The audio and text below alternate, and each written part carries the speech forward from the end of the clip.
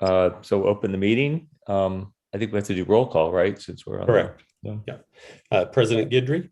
Here. Vice President Hertan. Present. Clerk Zhang. I think she's trying to get in. And then Trustee Bond. Here. Trustee Chang. Here. Okay. Jane, Okay. Did you see messages from Catherine? Can you send her the link, please? I've just been working with her. Okay, thank you. Okay, next is approval of the agenda. So I need a motion to approve today's agenda. Peter, So moved. and I need a second. Teresa, okay. So I guess we go through another roll call. President Guidry. Yes. Vice President Hertan. Yes. Trustee Bond. Yes. And Trustee Chang. Here. Yes.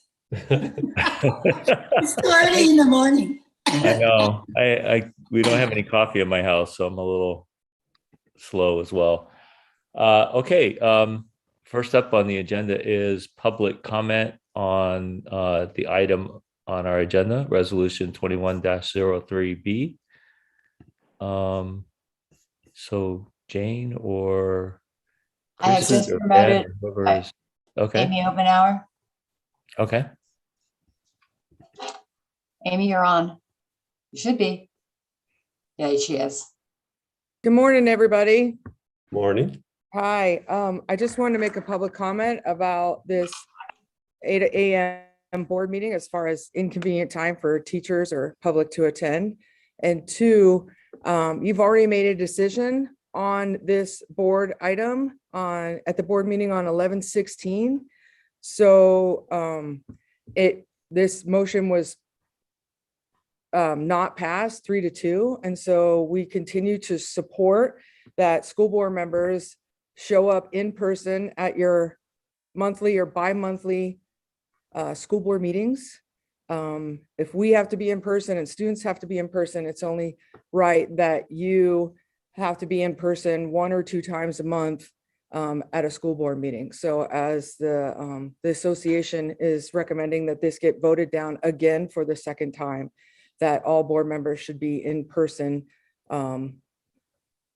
at school board meetings. So thank you very much for your time.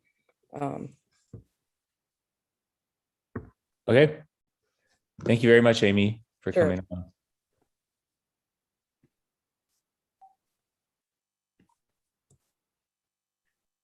Is there, I think she's done. Oh, Jane's muted. More public comment. Okay. I just promoted Arnita.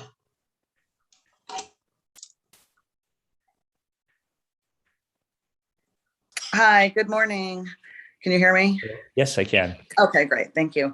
Hi, I'm a parent at Saratoga High School, and I just wanted to chime in to say I really think that the board should follow the same rules that are expected of teachers and students. And if they are supposed to be in person, then I really think the board should be as well. I think it sends the wrong message if there are different rules for different groups of people. And since we're all in this together, my vote would be for everyone to be together in person. Thank you. Great. Thank you very much. And we have one more. Oh, we have 2 more now. Jan is up next. Good morning. Morning. I second, third, fourth, and fifth, everything everyone has said in the sense of if we have to be here, students have to be here, the board definitely needs to be present. The message that is sent to the community, to the teachers, to the students from the board is vital. And you are sending a message that you are above and beyond those of us who are in the classroom, and that includes the students, the classified, the teachers, the administrators, that you don't have to be in person, and that is wrong. You need to be in person. This is, to put a word to it, is very hypocritical and not acceptable. Absolutely not acceptable. So you need to be in person, just like the core of this district. Thank you. Great. Thank you very much, Janet. Next one, Jane. Michael Boytz.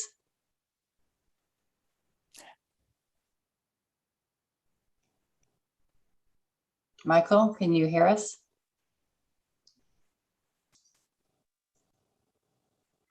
Oh, am I up? Yep, you are Yes, up, you are. Michael. Great. Good morning, everyone. I want to echo the sentiments that have been shared so far. If I bring us back to the opening convocation of the school year this year, if you recall, it was a rather symbolic situation, and it's unfortunate that it's increased, I think, over time. And if anything, I would hope our district leadership would make an effort to get rid of this gap that exists between the district office leadership and the rest of the actual instruction and learning atmosphere. That meeting, the district staff and the board were up on the steps in the quad, and the faculty and staff were back by the cafeteria with 30 yards gap in between. I think not coming in person for a meeting amplifies that even more and more. And I think it's not only bad optics, I think it's bad action and not good for our students to see. I think of all times I've been in the district in 24 years, we're at a time where morale is quite low among faculty and staff, the lowest I've seen it, in fact. We need to come together as a district, and we really need your leadership as elected officials and as hired members of district leadership to bring us together. And I think that I think being in person, doing the same as we're all doing, is crucial and vital. Thank you very much. Thank you very much, Michael. And now we have Val King. I apologize if I mispronounced it.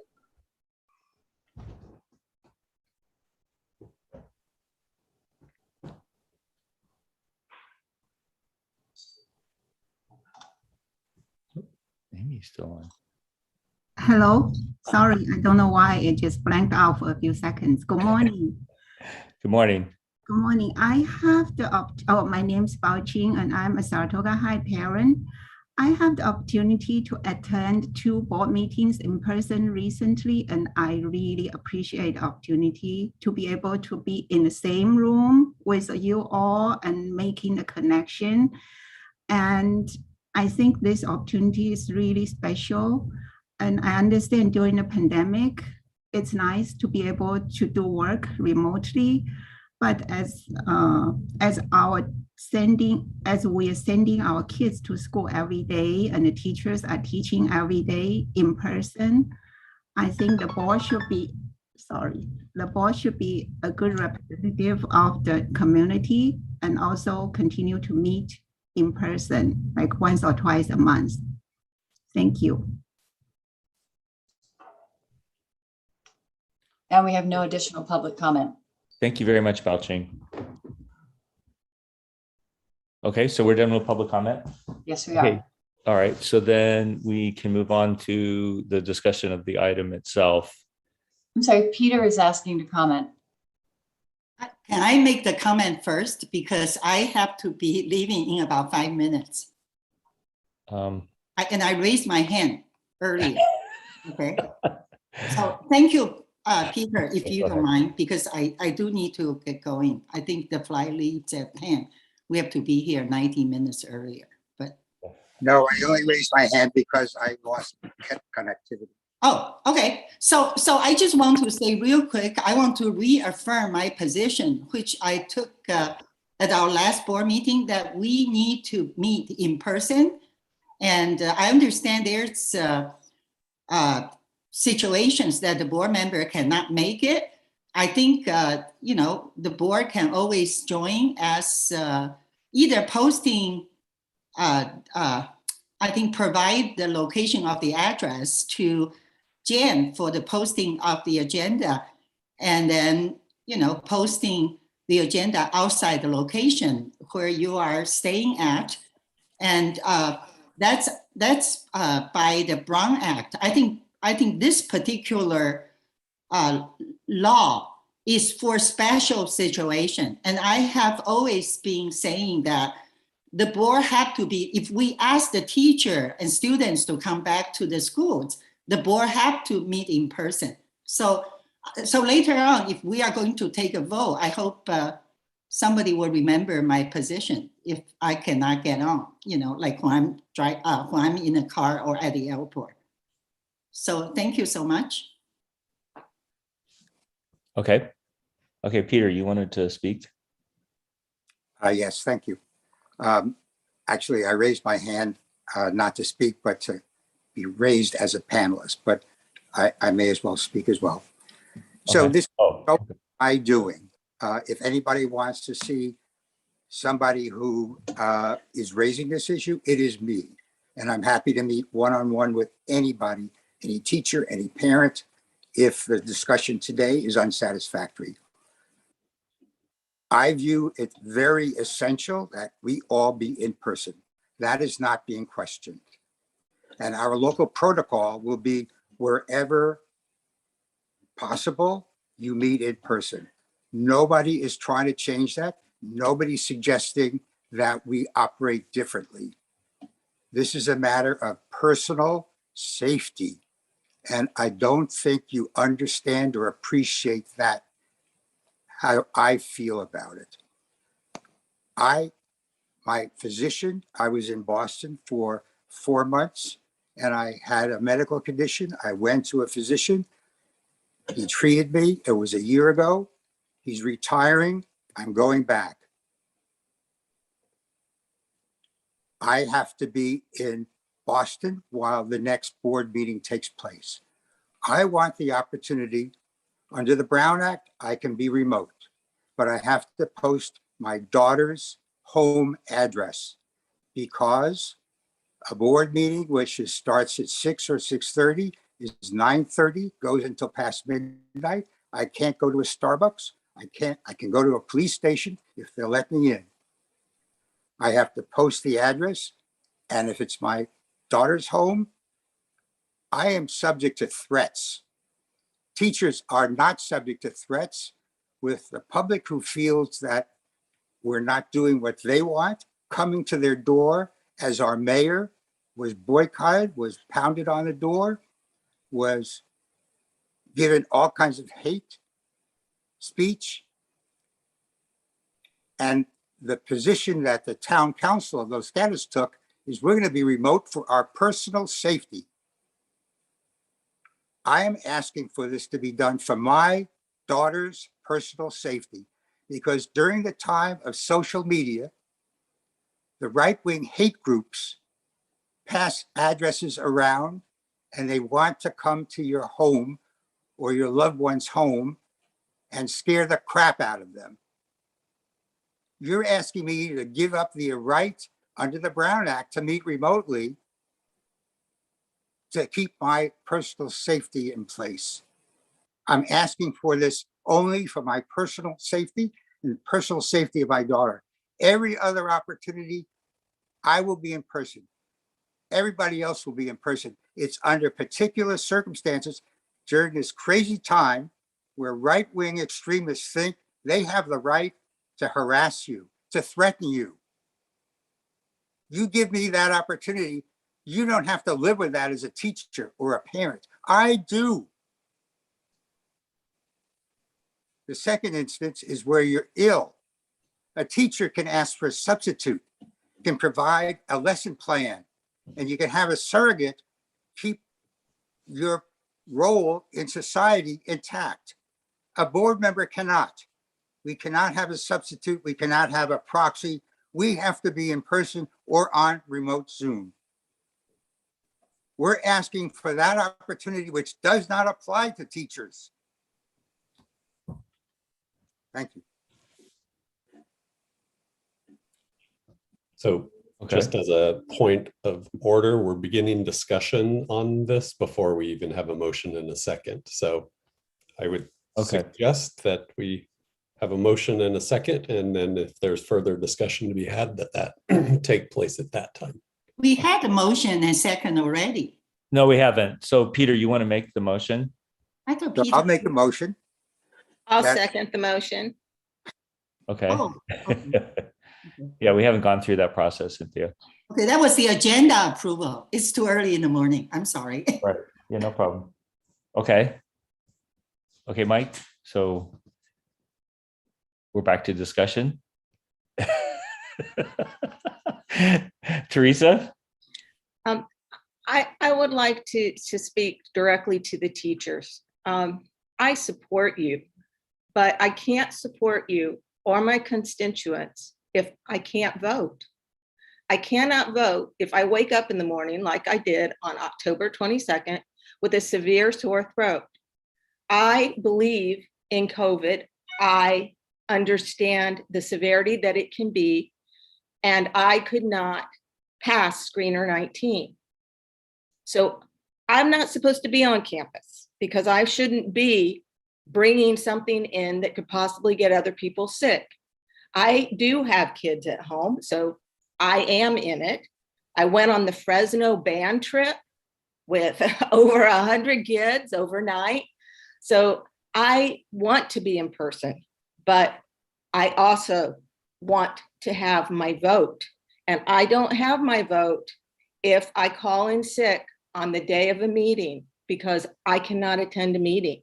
The only way I can attend a meeting is by using this option, which has been put in place simply because of the pandemic.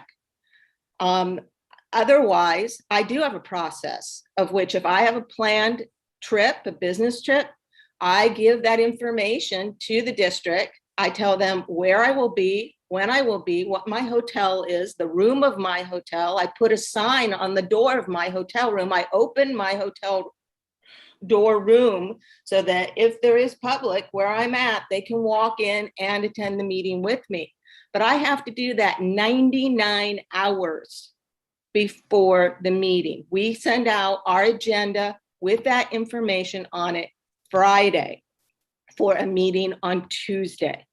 So this is, it's not at all to keep us from being present. We want to be present, but it is all about not giving up my vote because I can't be present. So I don't know how best to relay that. And I will also add on to what Peter said. If I am, for instance, I feel sick on Friday and the meeting is on Tuesday, I could let the district know I'm not feeling well on Friday, so maybe I won't be able to be at the meeting on Tuesday. That's 4 days in advance. But I also have to put my home residence, and my home residence then is put out to the public. So I agree. I am the same way with Peter. I do have that concern. So I hope that I explained it. It isn't an either or, and I think I really am concerned that the communications that I'm getting have been that it's an either or. You're online or you're in a room. That's not what it is. This is a backup. This is something that we can use if we can't be in the room because of something that has come up out of the blue. It's not because we don't want to be there. It's not because we know we're going to be on a business trip. We have means to do that. It's because illness, something precluded us from being able to get there. But what it does do, it takes my vote away. It takes my voice away if I can't be there. Thank you. Okay. Peter? I forgot to mention one more provision of the Brown Act. And that is that the meeting location remote, wherever it is, be open to the public. Which says now I'm going to continue to harp on the right-wing crazies because it's a real threat. I have to open my door to any member of the public. And of course, they're not going to be wearing a mask. They're going to come into your home. They're going to harass you. You saw what happens at the board meetings. You saw what happened when it was remote. Your address will be passed around on the right-wing circles, and they're going to take advantage of the Brown Act and come into your home, and they're going to take off their mask. And you think that's equitable. You don't have to live with that as a teacher. Try some empathy about our situation. It is not the same as being in front of a class and having a double standard that I can do this remotely. Thank you. Okay. So maybe I can jump in. I had a couple of questions, and I apologize, Dr. Grove, for not being able to send these to you in advance because I just kind of thought of them pretty recently.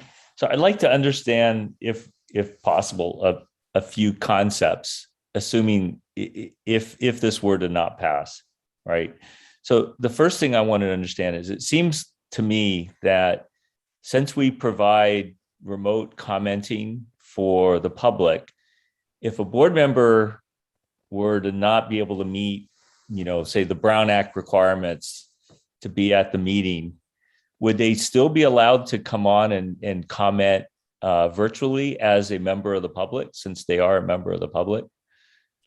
So if a board member is not participating in the meeting as a board member, as part of the quorum of the board member, there would be nothing from stopping them to join in as part of public comment, but they could not, as Trustee Bond noted, would not be able to vote or participate in the discussions other than public comment. Right. And they'd be limited to the 3 minutes, all of the rules of being a member of the public. Whatever the rules are that the board establishes for public comment, they would have to follow that.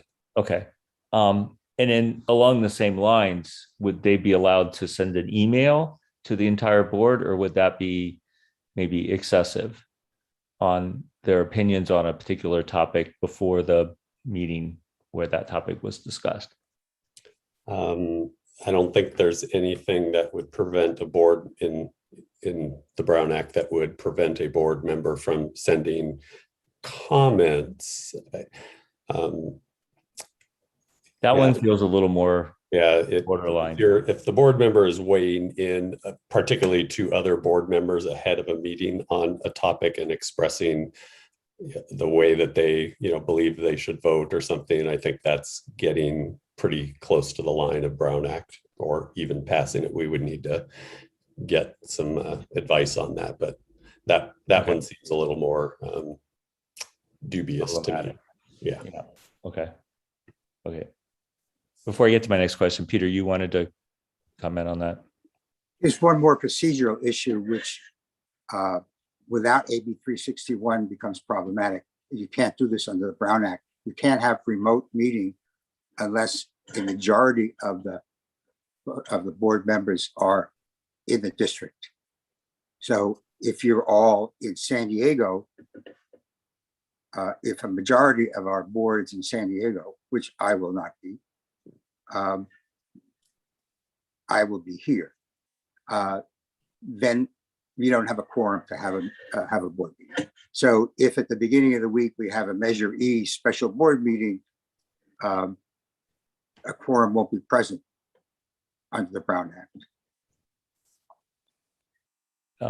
Only for a few days this week, but I think that's, that could happen during Christmas too, right? We might all be off traveling somewhere on Christmas too. So that's one change under the AB 361 to the Brown Act. You can be remote.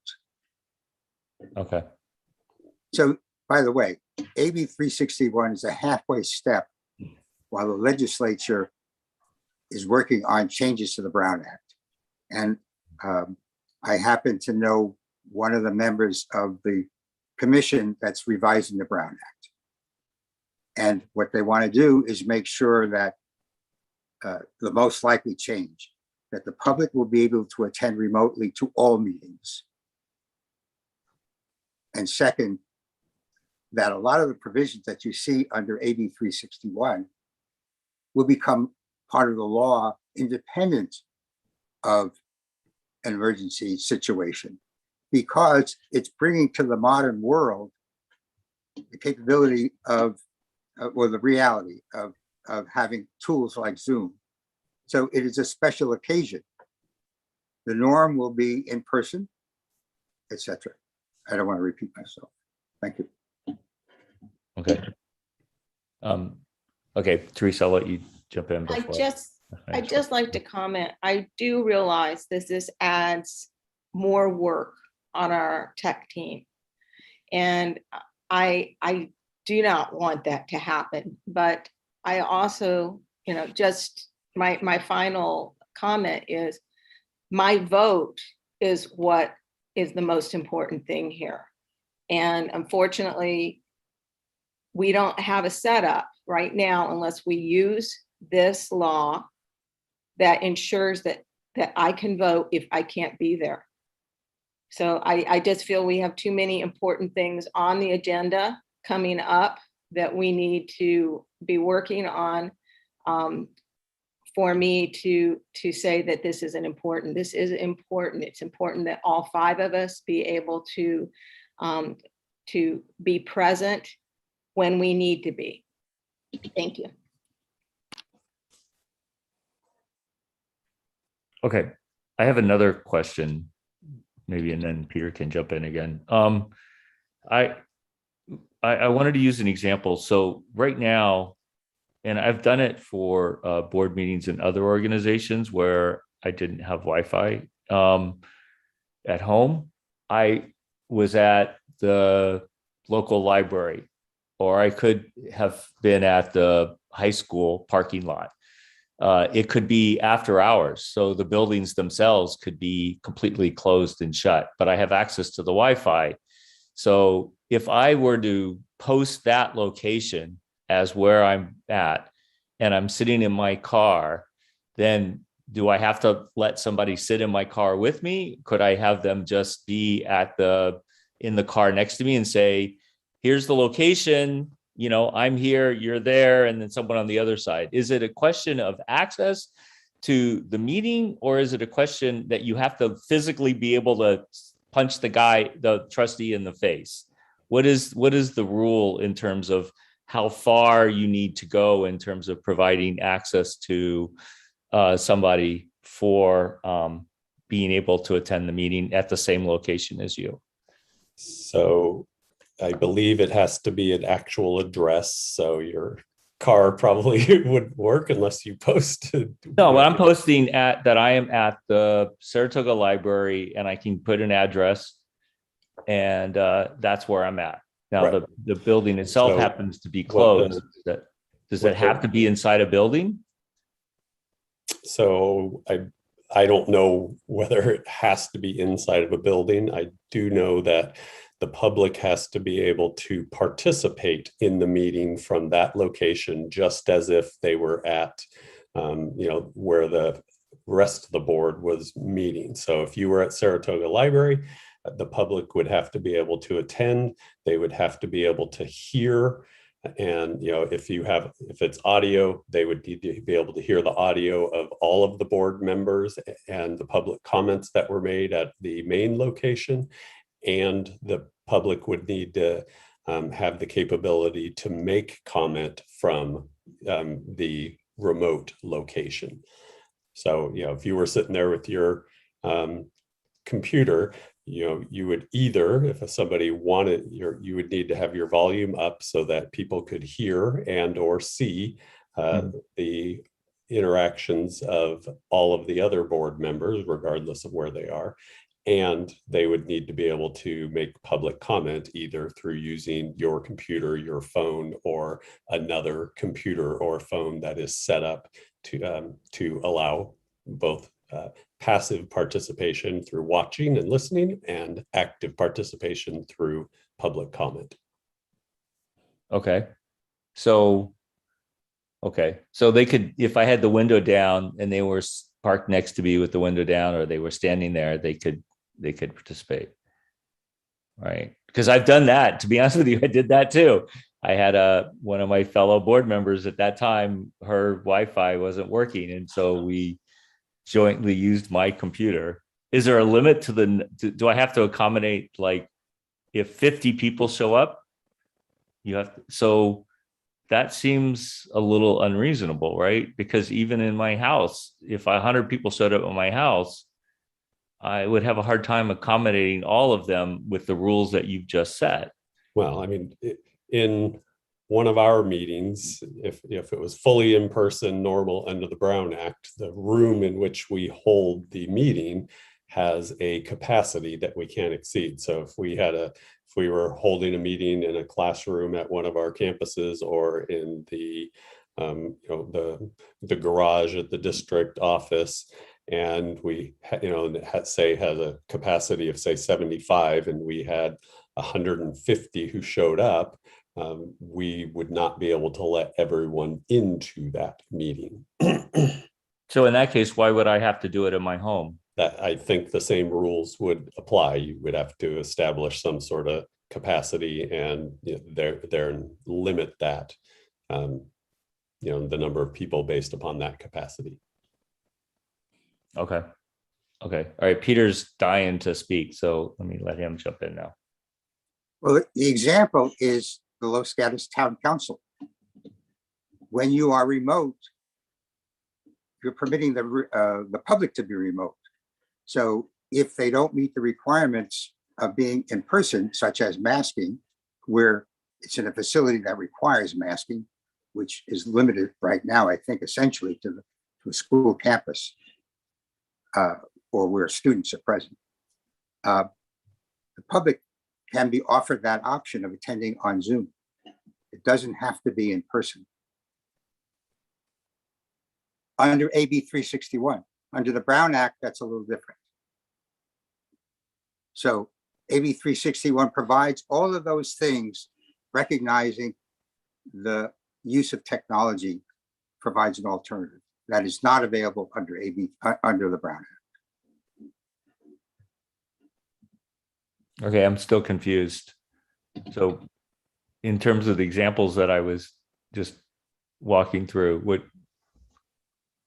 were you trying to say there, Peter? I didn't understand. You need to have, so this has probably not yet been tested in case law, but under the Brown Act, you need to have reasonable capability of having members of the public participate at your location, which means essentially using, as Mike pointed out, your facilities. They do not have to be masked. You open up your car window, they can stand there and cough on you, do whatever they want to harass you. Under AB 361, I mean, if they did, then that would be assault. So, I mean, they are not, they could violate the law, but they're not really allowed to. So you live in a dream world, don't you? No, I don't live in a dream world. I live in the world that we all live in. So you try attending, or go back and look at the videos of the Los Gatos Town Council. You'll see what reality is like. Just as, remember back when we were being victimized by certain extremist groups. They're still there. They have not gone away. And it was only a couple of months ago that the Los Gatos Town Council was forced to go remote because of that activity. Under the AB 361, you can have those people who are remote not come into your home. You can tell them to do it on Zoom.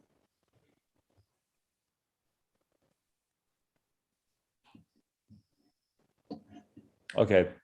I was pretty much done with my questions. I did write down that, one of the comments was about following the same rules, and the rules are clearly different between what board members have to do and what teachers have to do. So I'm not really sure.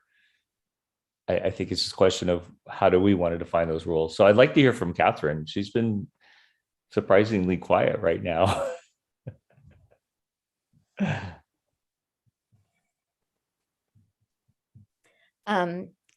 when during the pandemic, when we can come back in person for board meeting, I have been, very supported, and then I wanted to commit myself because I think that's that is an example. We committed to our work.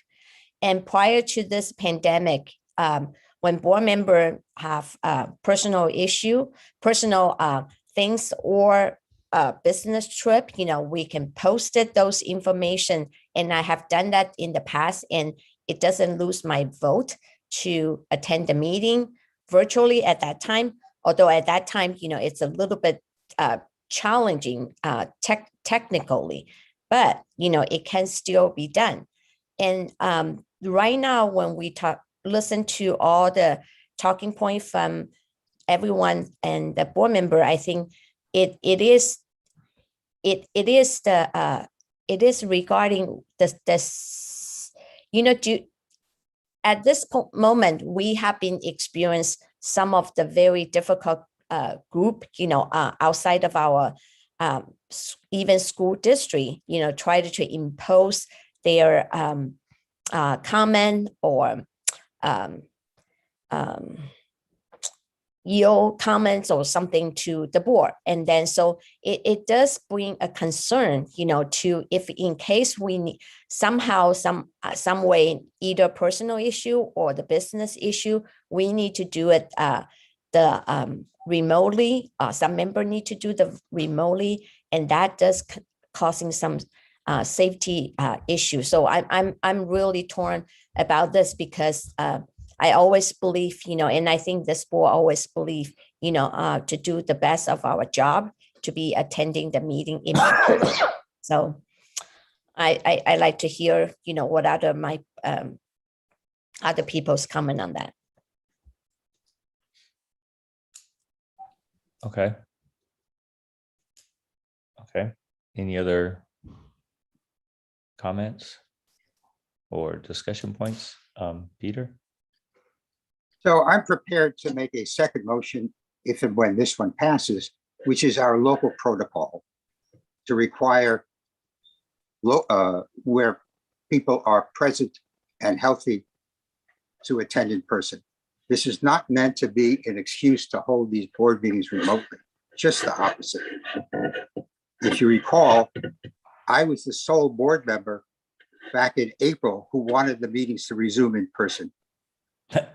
And there was a problem with the ability of IT staff to accommodate that at the time, to have a hybrid or whatever. In any case, the fact that I am the one pushing this forward is not because I don't want to be in person. It's all those special situations. So as I say, I'm happy to have a local protocol for our board chooses as our standard for meetings, following if we do agree to adopt an AB 361 resolution. Thank you. So just an FYI, and then I see Teresa has her hand raised.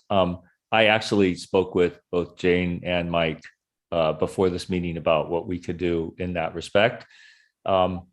We could look at putting something into our board policies or protocol along those lines, but recognize none of that is enforceable. It's just saying this is what we'd like our fellow board members to do. It doesn't in any way enforce it. We're either voting to allow this or not allow this. That it's just the hard fact the way it is. Teresa? I just have a question too, and I know that you've been doing research on the Brown Act and changes coming. Is the change coming where our personal residence will not have to be listed, and instead we can just say we are, or it just says at residence in district, our street address isn't given? Is that being talked about? The issue principally is the 72-hour notice to be revoked. So in those circumstances where it's impractical to provide that 72 hours posting of the board meeting agenda, that doesn't seem to be something that is going to stay.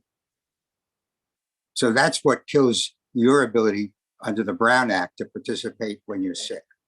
because you didn't know that 72 hours in advance. Right.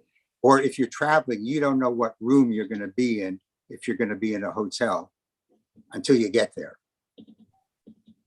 Generally. Yeah, so I think I would expect that if we are allowing the public to attend virtually, then that meets all of the requirements that we're trying to accomplish with that Brown Act item. But also recognize, Teresa, your address is Everywhere. easily identifiable without having to go through a meeting notice to find it. Mhm. I realize that. However, putting it up there every meeting we have, which we have a lot of meetings. No, I understand. Yeah. Yeah. I mean, we don't list our resident addresses. When we deal like with the register of voters, we use the district address. So yeah, I'm just wondering, if they're taking that into consideration. So thank you for the answer. Well, the issue is being able to allow the public to come into your location when you're remote. The alternative, which is the recognition of reality, is they can have that access on Zoom. When the Brown Act was written, there was no such thing as remote access on Zoom. So that's an equal capability to going into somebody else's home to participate remotely, which in those days was a speakerphone.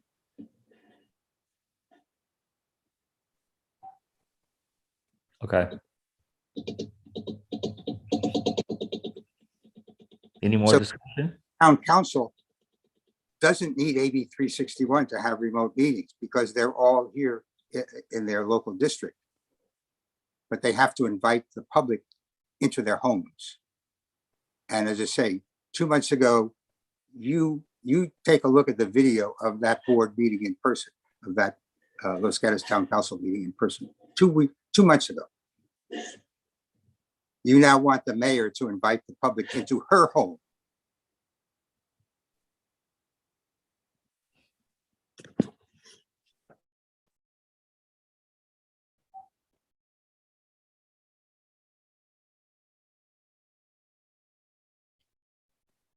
Okay. I think we're finished, Mike. So do we need to do this as I assume we have to do this as a roll call? If there is no further discussion, if you're ready to call for the vote. I think so. Okay. Can I not vote first? Well, my suggestion is that we follow our normal routine, but it doesn't matter to me. You can. Okay. All right. President Guidry. Oh, so I am voting first. Well, who would you like me to call on first? Can I clarify one thing? So this one, we have to bring it to the every 30 days to Yes. ratify it, right? So if it is invoked at this meeting or any future meeting, every 30 days after that initial vote, it would, if it is positive, you would need to reaffirm that the state of emergency still exists and that that the conditions the board wishes to continue to operate under AB 361. So another way of saying it is this authorization is only good for 30 days.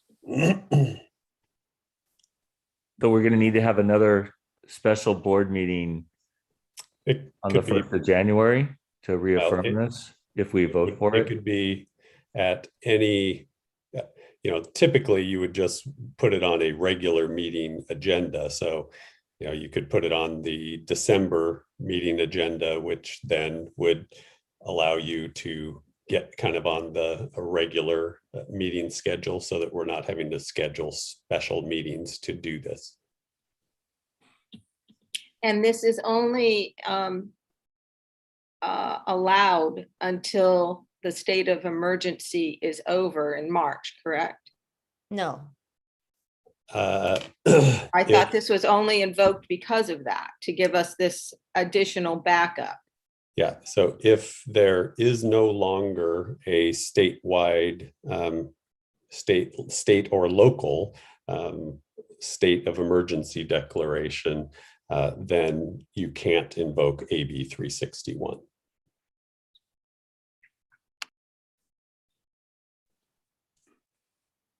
So we don't have a particular date when that emergency declaration would end. But if it did, This authorization for this particular resolution is good for 30 days.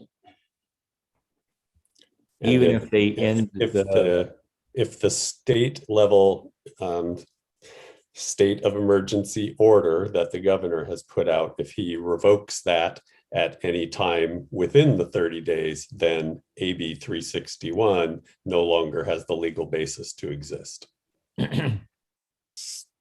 so the decision would be at the governor level?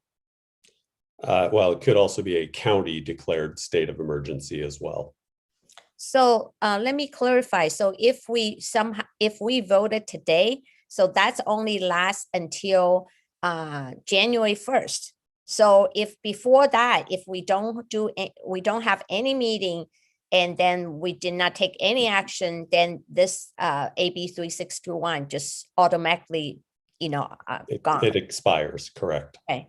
So this today, if we vote, it's only for the month of December. Essentially, and my suggestion would be, if it were to pass today, that we then put it on the December 14th regular meeting for a reaffirmation, because that would then extend it until, that would make it so that we could take action again in the next regular board meeting, so that we're not having to call special meetings to do this.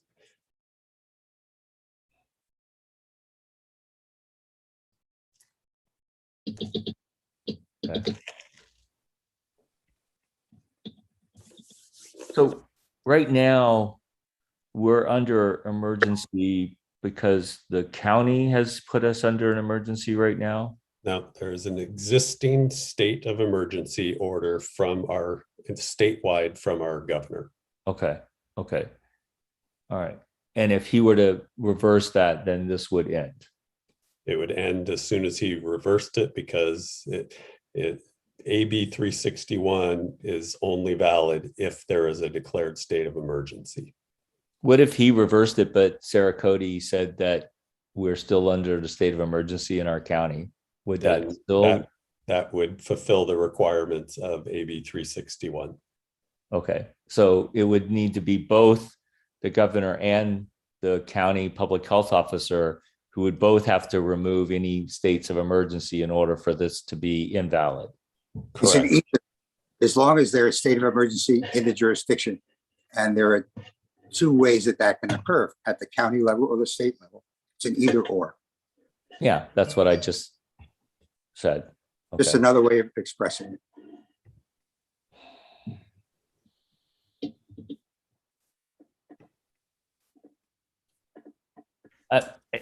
I'm sorry, but it was one of the comment that I'm sorry, Mike. I know I'm trying to get us out of here because I got to go too. But I wanted to just comment that we have not run into the same issues that Peter is talking about at the city council level.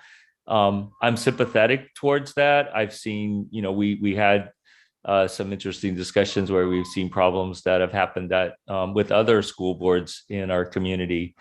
So I understand that there's, some concerns in that respect, but I do want to just comment that in terms of the concerns, I don't think it's just one side that I would say I would be concerned with. We've had, at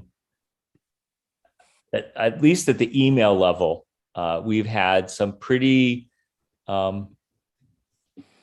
insensitive and overly aggressive emails that have been written to the board from pretty much every side of every issue that we've had to face at a large level. So I don't really want to comment say that this is just because we're trying to address issues with right-wing extremists. I think it's a much broader thing in society right now, where I do feel that we're seeing a lack of I hate to use the word respect, but it's a good word, and understanding and empathy that's coming from pretty much almost everybody, it seems like these days. Even our board members, we're probably not as empathetic as we'd like to be these days. So I do think that's a point I wanted to make about it. And then Teresa had her hand up, so I think she wants to make another comment as well.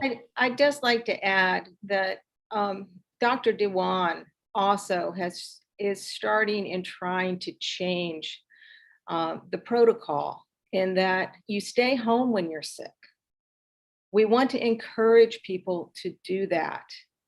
In 2019, I sat beside my fellow board members at Lakeside, and for 2 months we shared a box of Kleenex. You know, we're not there today. We're in a different world today, and we're trying to change that mindset to be empathetic, caring, and supportive of people. And I want to say, and it's no fault of anyone, but when I was sick last month, I felt like I had to get to that meeting. I really felt like, you know, because if I don't tell someone I'm sick on Friday, I better sure as hell be in that seat so that I can represent and I can vote. And that is exactly the opposite of the new protocols that we are trying to set for our community into.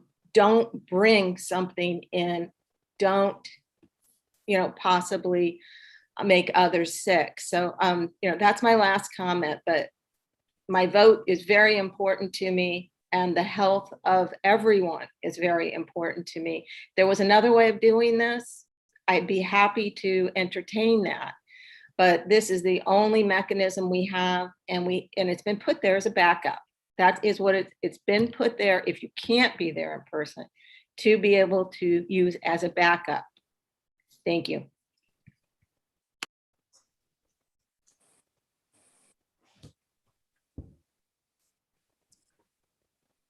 Catherine? Yeah, I'm glad we have this discussion this morning. And then we are the district of Los Gatos and Saratoga, even though Saratoga City Council did not have that kind of issue, have that kind of, situation happen at the Los Gatos Town Council a couple months ago. And our entire board, and along with many of our staff, teachers, administrators, we all went on that Los Gatos rally, the walk. And then so I did feel the presence of some of those extreme group. So I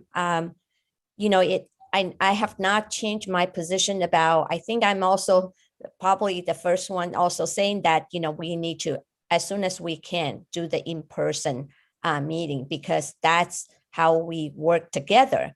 But also consider, half our school district is in a very difficult situation like that. And then so I do consider the empathy. While we ask our students, we ask everyone to have the empathy about that situation. And the Brown Act really could potentially, maybe the chance is not really high, but we just never know, because these days things happen like I would never imagine, it will happen in the public town council meeting on that one. So so that's my comment. And this is a message to not only for our staff, but also the public, because I think they are maybe the misunderstanding or miscommunication about these things. It's not, the board doesn't want to do it in person, but there is some possibility and the chance, we do need to put into consideration about this. And this is only lasts for 30 days, right? Just confirm about that. Correct.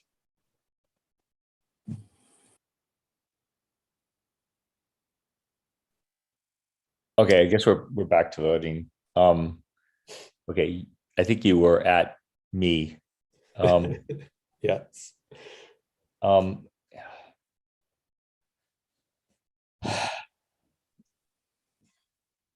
I don't really like any of the options. Yeah, me neither. So I know it basically ends up being a no, even though it's not necessarily meant that way, but I'm going to abstain on this vote.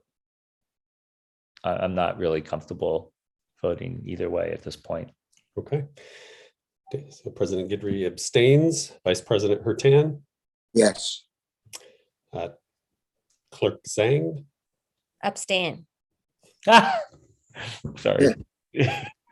Trustee Trustee Bond, Yes. and Trustee Chang. So Cynthia, I think you're on your phone, so if you can unmute yourself and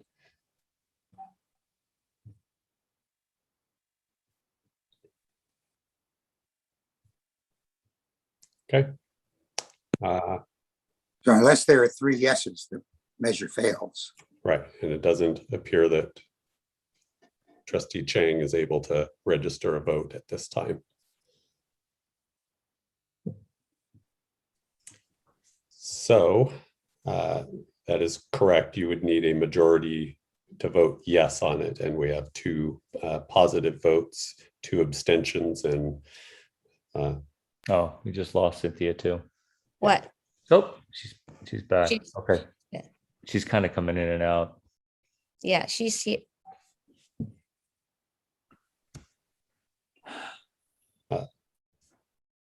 okay. Cynthia, Teresa raised her hand. are you able to register your vote now, Cynthia?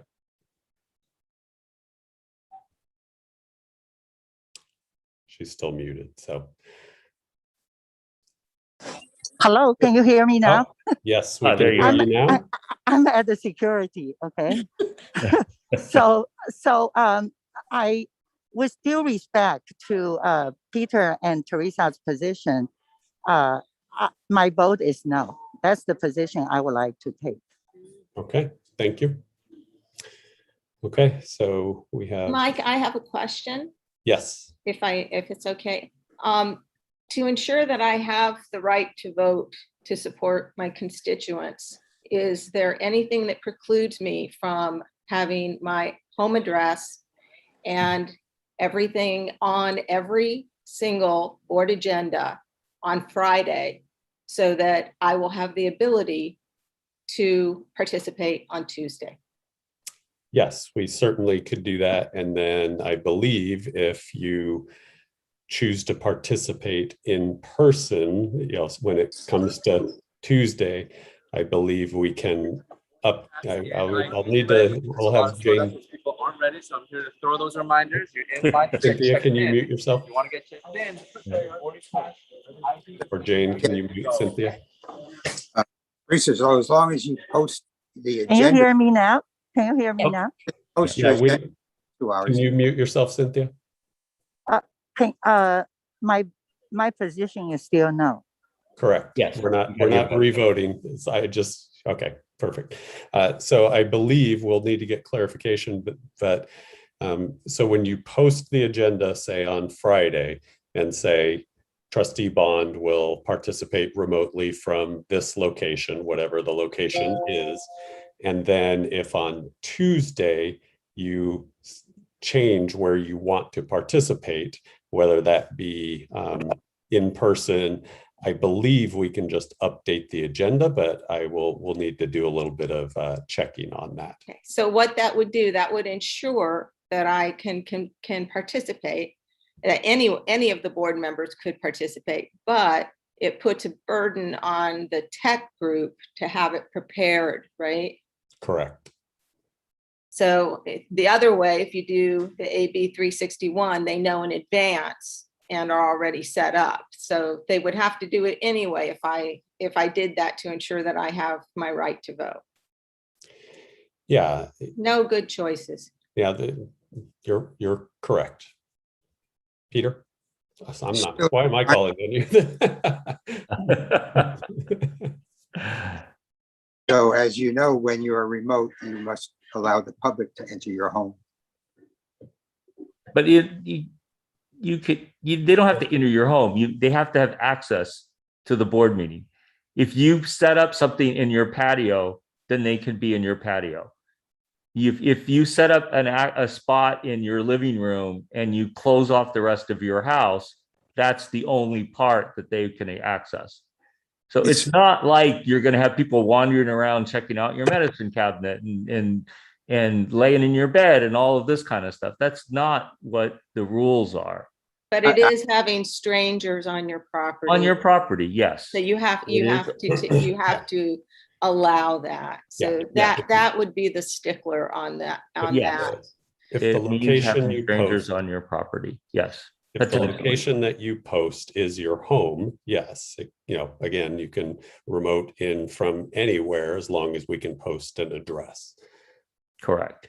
So, and in terms of the IT workload, we're already requiring IT to provide a Zoom access capability for the public. So the only difference is that the board member needs to be a participant as opposed to they'd be an attendee, correct? A panelist, correct? Yes. So they would just have to send you a panelist link for Zoom separate from the regular attendee link. That would be what would the requirement, at least under the current way that we're doing things. Under AB 361, the Brown Act doesn't provide for what the flexibility that you're talking about. Correct. No, it does. That's if Teresa posts her address and then she comes on to the board remotely, or if you were to do the same, Peter, or I were to do the same, then we would be participating through the same Zoom process that we would allow the public to comment on, and you would just be a permanent panelist as opposed to an attendee. That's the difference. But by posting it on a Friday to ensure that I have a vote, that doesn't preclude people from showing up at my home if I go to the meeting. And my intent is to be in person at the meeting. I just want to make sure that I have a backup in case something happens so that I can always participate. So, it doesn't work. It doesn't work. I don't want strangers coming to my home if I'm not there. So it doesn't work. Right. Well, and just to be clear, we would need to get a little bit of clarification on the kind of pragmatics of that. I believe that when you decide to participate, if you decide to change the location, the posted location where you are going to attend the meeting, we would need to publicly post that change prior to the meeting and update the posting. And I don't know off the top of my head whether there are rules about how far out those changes can be made and things like that. We could not post that you would be participating remotely from your home and then do nothing, leave that information there, and you just show up in person without notifying the public that the remote location will no longer be available or used. Is there any way to set up a separate room, like an isolation room that we have on our campuses if someone has symptoms, and have someone who isn't feeling well come and sit in that room to participate, but you're in the same building, you're there? I mean, I'm breaking the rule of protocol coming on campus, but I would be in isolation. Can we do that? Yes, but the public would need to have access to that room. So if they wanted to come in and let you cough on them, then they could do that. Oh, boy. And under the Brown Act, yes. So if you wanted to participate from a room at the district office, separate from the rest of the board, under the Brown Act, that has to be posted. Well, you would post the address, and then you would just have a separate room when people arrive and direct them. So I think, Mike, what Teresa's suggesting is actually slightly different, and it's an interesting approach, which is, let's say the board meeting is scheduled to be at the Los Gatos High School library, but she was in the room, say the shop room or the science room. Would we need to post that separately? Does the posting have to be the actual room, if or she is it the location? If And- a trustee is participating in the meeting remotely via a computer or a phone, regardless of whether if the trustee is not in the same room with the rest of the board, that is a remote participation and would have to be considered a separate location. So we could, in theory, set up a isolation room that we could say, when we post the board meetings, the board meeting will be at this with an isolate, and there will be a remote option to be in this room. And at that point, then you would have the capability, and then it would just require that IT have the ability to provide some visibility in that separate room. Correct. They would, the public would need to be able to participate from that room and would, both, again, the same situation. They would need to be able to see and hear all of the board members, whether that, well, not necessarily see, but because you can participate by phone, they would need to be able to hear all of the interactions in the meeting, and they would need to be able to offer public comment from that location. Yeah, but that's easily done with a laptop. So, okay. Peter? You would definitely not want to have a person who is sick to be on campus, including in an isolated room. It's a terrible precedent. Okay, thank you. Catherine? So, go ahead. I have a question, and then I'm asking if I can make another motion about this issue. We only do it for this month, one time only, not put it in the 14th of the meeting. So that means we don't have to continue on that one. I do, I think that might be a compromise situation that, especially during this holiday season. So I wonder if I can, I don't know if I can make a. So Catherine, just because you voted if you were to vote for this resolution today, just because you voted for that does not mean you have to vote for it on December 14th. And we could decide not to put it on December 14th because we knew that there wasn't an interest in doing that.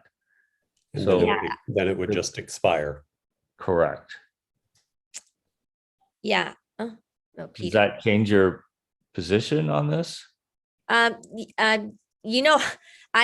actually all the time. I want us to be in person. I think hearing from my all fellow board members, everyone wanted to be in person, but also giving the empathy about during this particular time, and it's still a heated topic, especially at Los Gatos. And so that's why I'm thinking about making a the midway of special provision just for this month on that. Okay. So you could vote yes on this one today, and then you've effectively done that. So the motion would be to approve the resolution that you just voted on. What you choose to do after that will determine whether that resolution stays in effect. Correct. So we would need another motion to approve the action item before you today. Okay, Peter? So I too have no interest in doing this beyond December. So I'm not asking for it to be on the December board meeting agenda.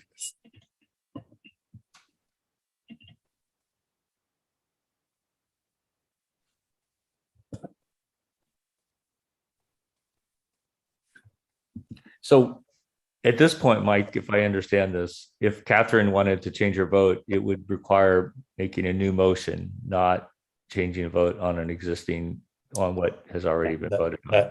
That vote is done. The motion did not carry because you did not have 3 yes votes. Okay.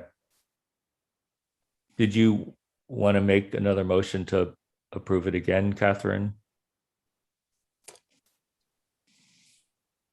So, and I guess I don't know whether Jane has knowledge I've never encountered a situation where there was a vote taken and then it did I not know. pass and then another vote was immediately taken. So I'm not aware of anything that says that that is not legitimate, but I'm not 100% confident in that. Okay. Peter? So I'll move that we reconsider the resolution in support of AB 361. And again, Mike, I'm not aware that there's any issue with taking a second motion. Okay, because it's not changing the posted action item. So Okay. so there's a motion.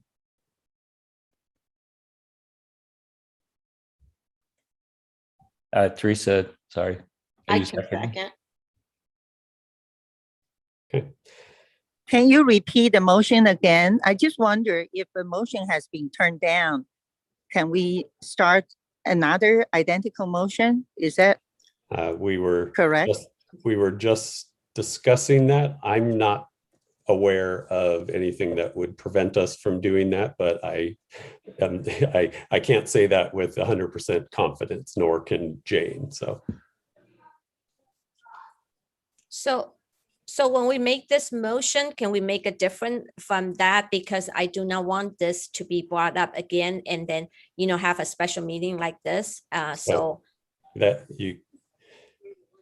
you are the motion, the action item that has been posted is adoption of this resolution. Right. And so if you pass it today and then take no action, it will expire automatically 30 days from today. Okay. And that would mean that the 2 board meetings that we have next week, as well as the one on December 14th and any other ones within our 30-day window, would be able to take place under AB 361. And then as of January 1st, if no action has been taken on AB 361, it would expire on January 1st.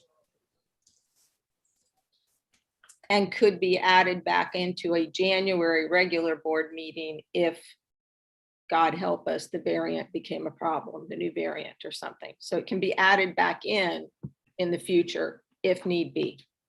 Yes. Yes.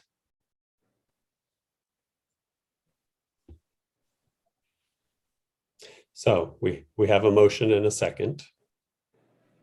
Okay. Are we ready to call for the vote, Mr. So, President? Hold on, let's, yeah. So sorry, so it's the exact same motion as we had before? It is. Basically, yes. Yeah. Okay, what do you mean basically? I mean, it's the same motion. It's the same motion. Okay. And so I understand this has to be renewed every 30 days. Correct. And even by passing this, I think all board members, by passing this resolution, it gives the board member choice of being virtual or Correct. So like if I do want to make my commitment to be in person, it's like there's no requirement like how many people have to be in person, how many board members have to be in person in order to be. So Cynthia, just to be explicit and absolutely perfectly correct here, under the current Brown Act rules, we could, all 5 of us, be in different locations and have a board meeting. We would just need to post all 5 of those locations. At least 3 of them would have to be within district boundaries, and we would need to be able to provide access for the public to be able to attend and participate as public in those meetings. Okay. That's the rules today. The issue is whether or not you would have to provide access to the public at your location and whether you would have to provide your location 3 days in advance. That's basically the difference between the 2 rules. Is that and accurate? it mandates that you provide the opportunity for any member of the public to participate in the meeting virtually. The board has already chosen to do that just as a practice, but AB 361, when AB 361 is in effect, if the board wanted to no longer allow public participation via, digitally, you would not have the option to disallow that while AB 361 is invoked. Okay. So the public can come to your location, even though they have the option to join the meeting using their phone or computer. If they choose to. They do not have the right to. If AB 361 is invoked, they do not have the right to come to your location. You would be saying the public's only that all members of the public who want to can participate virtually. It's only if you're operating under the Brown Act that the public has to have access to that. Your location has to be posted and the public has access to that location. So our street address, actually, when we file Form 700 with FPPC, we have to list our home address, right? So anyone can actually look us up if they want to, except with the case, like if we are out of town at the relative's place, which happened to me before. And like, I know like Teresa is doing now because she's in San Diego, she's posting that outside her hotel room. And, but the 361 gives a lot of, how do I put it? Like, it's much more freedom, flexibility for the board members in terms of the posting, the address, and public access to the location of where they are. Correct. Okay, I understand. Thank you. So, David, you were muted. I don't know if you're ready to call for the vote or. Sorry, I saw Peter's hand up and I'm ready to call for the vote. I just wanted to point out to Cynthia that Form 700 does not require you to have your home address. It's your place of employment, which is our district office. Okay, thanks. So are you ready for the vote? Sure. President Guidry. Yes. Vice President Hurtan. Yes. Clerk Sang. Yes. Trustee Bond Yes. and Trustee Chang. No. Okay. Motion carries. And I'll turn it back over to you, President Guidry.